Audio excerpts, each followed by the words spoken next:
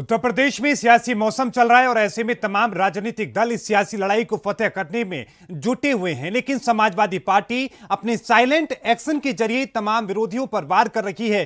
क्या है समाजवादी पार्टी का ये साइलेंट एक्शन, देखते हैं खास रिपोर्ट।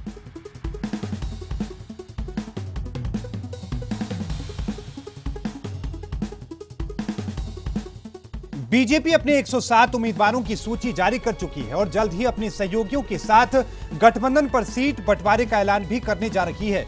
बसपा ने भी पहले चरण की सीटों के लिए कैंडिडेट के नामों का ऐलान कर दिया है। कांग्रेस 125 उम्मीदवारों की अपनी पहली सूची जारी कर चुकी है। सपा ने सार्वजनिक रूप से कोई सूची अभी तक जारी नहीं की है, बल्कि प्रत्याशियों को सिंबल के लिए जरूर फॉर्म ए और बी दे रही है। सपा ने इस बार के चुनाव में न तो अपने सहयोगी दलों के साथ किसी तरह का सीट बंटवारे का सार्वजनिक रूप से ऐलान किया है और न ही कैंडिडेट के नामों की कोई लिस्ट जारी की है।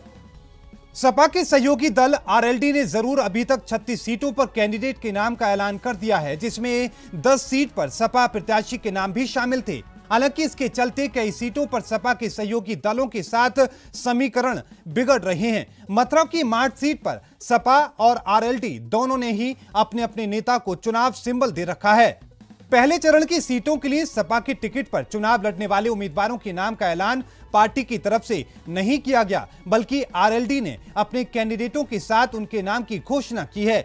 ऐसे में सवाल उठता है कि आखिर क्या वजह है कि सपा प्रत्याशियों की सूची और सहयोगी दलों के साथ सीट बंटवारे की सार्वजनिक घोषणा से बच रही है। समाजवादी पार्टी की सोची समझी रणनीति का हिस्सा माना जा रहा है। सपा किसी तरह की सियासी विवाद से बचने के लिए टिकटों का ऐलान नहीं कर पा रही। बीती शाम मेरठ जिले की सरधना सीट से सपा ने अतुल प्रधान और हस्तिनापुर सीट से योगेश वर्मा का टिकट फाइनल किया है, लेकिन इसका भी ऐलान सपा ने नहीं किया। इन दोनों ही नेताओं के सपा सिंबल मिलने की चर्चा तब हुई जब दोनों के नाम के फॉर्म ए और बी सामने आ गए। अब सपा के इस कदम को सियासी पंडित बड़ी रणनीति बता रहे हैं। सियासी पंडितों का दावा है कि इससे सपा न सिर्फ पार्टी के भीतर होने वाले किसी भी विवाद से बच रही है, बल्कि बीजेपी को देखकर अपनी रणनीति भी बदल रही है। लेकिन सपा का ये साइलेंट एक्शन 2022 के विधानसभा चुनावों में कितना कारगर साबित होगा, ये देखना दिलचस्प होगा। Bureau report, R9 news.